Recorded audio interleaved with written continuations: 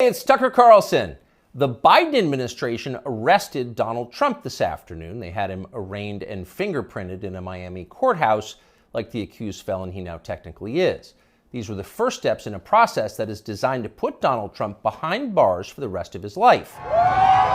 Cable news carried every moment of it live. It's unprecedented, they told us, with what looked like shock. But they weren't shocked. They knew this was coming. Everyone who's paid attention knew it was. What just happened was always going to happen. It's been inevitable since February 16th, 2016.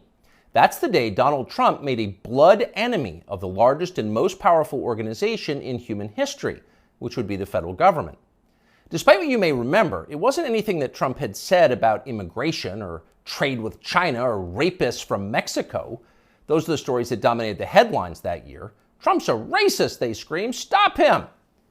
But inside Washington, that was just noise. None of it really rated. Identity politics doesn't mean much to permanent Washington.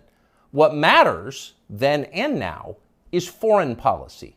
The invasions and occupations and proxy wars. The decisions that determine which global populations will thrive and which will die. The policies that come with trillion-dollar price tags. The ones that, over time, have made the counties around D.C. the richest suburbs in the world. In Washington, that's what actually matters. And it's obvious when you look carefully. When there's a debate about anything else, for example, the debt ceiling, both sides take their assigned positions and they start yelling. But when Congress decides to start a war, no matter how foolish or counterproductive or obviously disconnected from America's core interests that war may be, when that happens, the leaders of both parties automatically jump behind it like circus clowns. And then they stay there, sometimes for decades. They defend that war relentlessly against all evidence until somebody finally rings the all-clear bell and they can begin to admit that actually, maybe it wasn't such a great idea. We meant well, but it just didn't work out. The good news is we've learned a lot of important lessons. In the end, they usually do say something like that, but only after emotions have cooled and the damning details have begun to fade from collective memory. It's an apology that's not actually an apology, much less repentance, and it's years too late to matter in any case. But until then, that's all you're getting. Until then, no dissent is allowed. That's the first rule of Washington. But somehow, Trump didn't bother to follow it. He is from out of town, so maybe he didn't know it was a rule, or maybe he just didn't care. Either way, 7.5 years later, we can point to the precise moment that permanent Washington decided to send Donald Trump to prison. Here it is. It's from the Republican candidates debate in Greenville, South Carolina. We should have never been in Iraq. We have destabilized the Middle East. They lied. Okay. They said there were weapons of mass destruction. There were none, and they knew there were none. There were no weapons of mass destruction. All right. We should never have been in Iraq, Trump said. We destabilized the Middle East. Now, by the time Trump said that, a lot of Republican primary voters were starting to reach the same conclusion. How could they not? But it was the next line that doomed Trump to today's arrest. They lied, he said. There were no weapons of mass destruction, and they knew there were none. Now, when he said that, a few in the crowd booed. Most just sat there in silence, stunned. Can he say that? Well, he said it anyway. And by saying that, he sealed his fate. That was the one thing you were not allowed to say, because it implicated too many people on both sides, which on this topic is really just one side. Hillary Clinton was guilty of it, but so was Paul Ryan. All of them were guilty. They all knew, they all lied. And to a person, they hated Donald Trump for exposing them. After that, it was pretty clear that even if he did get elected president, Trump was going to have a very hard time controlling the federal government he was supposed to be in charge of. Most of permanent Washington decided that thwarting Trump was the single most important mission in their lives. Everything depended on it. Many of them said so publicly. But others didn't say so publicly. In fact, the stealthier ones took another path. They ran toward Trump, not away from him. They sucked up to him. They ingratiated themselves with the man they intuitively understood was susceptible to flattery, which Trump is. And they did this in order to subvert his new administration from the inside. There were a number of these, and you could spot them immediately. They were flatterers. Invariably, the ones who flattered Trump the most hated him the most and disagreed the most strongly with his views. You saw them in the hallways of the White House and at press conferences. They were there slobbering over their boss with elaborate self-abasement, as if they were addressing a monarch or a god. It was a scene from the Ottoman court. It was filthy and decadent, and it was false. Mike Pence, Nikki Haley, Mike Pompeo, Lindsey Graham in the Congress. They all called Trump a visionary genius up until the moment he lost power. And then they unsheathed their real agenda, as always the neocon war agenda, and they piled on with maximum force. Here's Mike Pompeo, for example, on Fox News this morning. President Trump had classified documents where he shouldn't have had them, and then when given the opportunity to return them, he chose not to do that for whatever reason. When somebody identifies that, you got to turn them in. And so that's inconsistent with protecting America's soldiers, sailors, airmen, and Marines. And if the allegations are true, some of these were pretty serious, important documents. And so that's wrong. May future historians hoping to unlock the mysteries of late Empire Washington study that clip, because it will reveal everything. That very same Mike Pompeo, the one who's sneering at Donald Trump on TV this morning, that guy served Donald Trump as both CIA director and as Secretary of State. Those are the two most powerful jobs in the federal government. And as he worked in those jobs, Pompeo promised, in fact, he swore, to support the president's agenda. Why? Because that's the way a democracy works. You vote for a candidate in the belief that his appointees will carry out the policies that you voted for. It's not about the president, it's about you, the voter. But Pompeo didn't do that. He didn't even try to do that. In fact, he undermined Trump's often stated commitment to peace and non-intervention abroad at every turn. His every waking hour was devoted to fomenting war in some faraway foreign country or other. Iran, Syria, Russia, North Korea, the list goes on. But rather than telling Trump that he disagreed with his ideas, as a man would, Pompeo toadied up to Trump, a man he despised, in the oiliest, most over-the-top way imaginable. Ask anyone who worked in that White House at the time. Who is the appointee most likely to tell Donald Trump on a daily basis that he was handsome, virile, sleek, and powerful? Mike Pompeo. That will be the consensus answer. Those of us who saw firsthand Pompeo's relentless kowtowing will never forget it. It was indelibly repulsive. No one with self-respect could do something like that. But Mike Pompeo did it effortlessly, with relish and verve.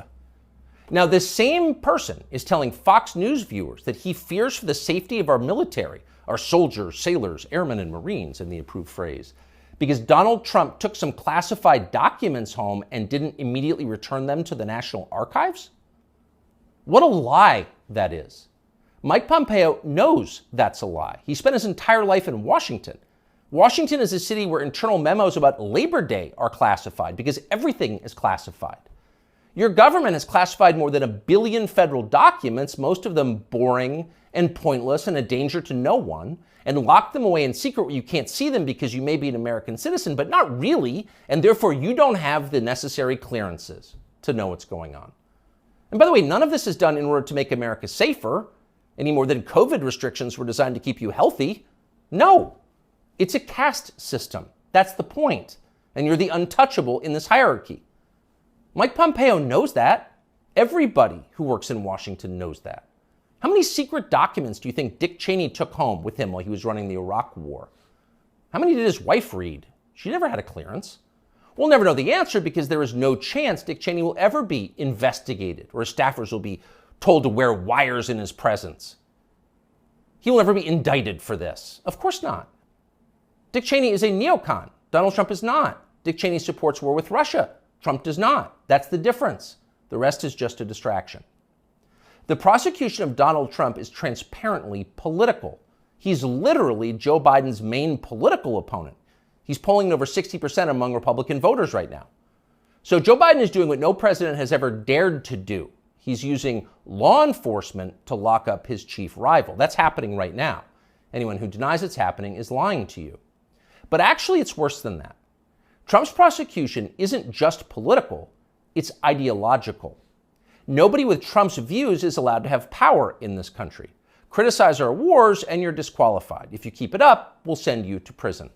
That's the message Washington is sending. Not just the Democratic Party is sending, but both parties are sending. Like so many Republicans, for example, the supposedly conservative governor of Texas, Greg Abbott, spent yesterday totally ignoring the destruction of the American justice system.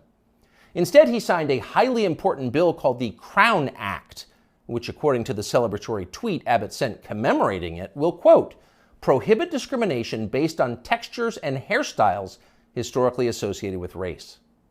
In other words, in Texas, cornrows are now protected by law. Having unapproved views about Ukraine is not.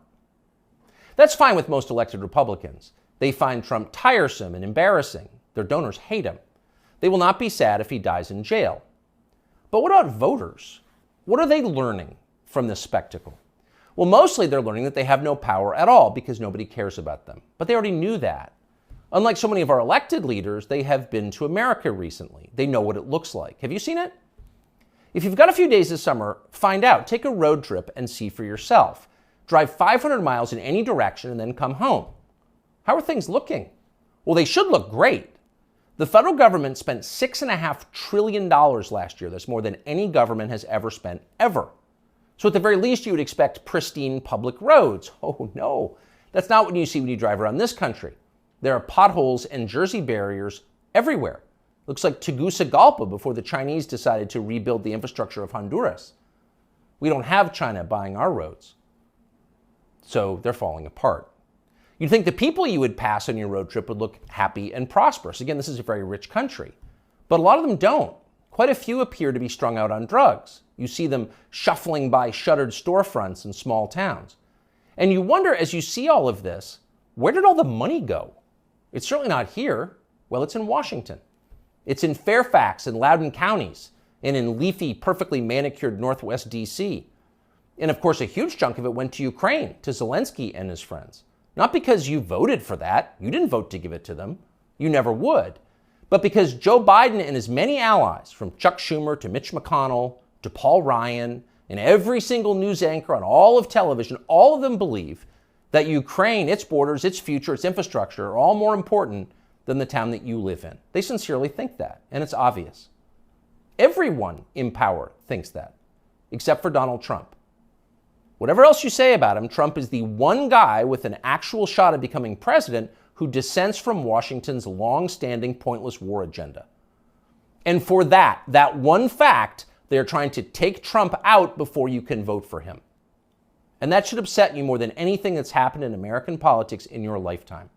Even if you don't plan to vote for Donald Trump, even if you would die before voting for Donald Trump, which is your right, and a lot of good people feel that way, even still, the destruction of our democracy, which is the right of voters to support any candidate they want, even candidates who don't want war with Russia, the destruction of that should keep you up at night.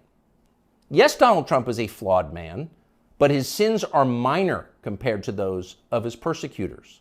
In this life, we don't get to choose our martyrs.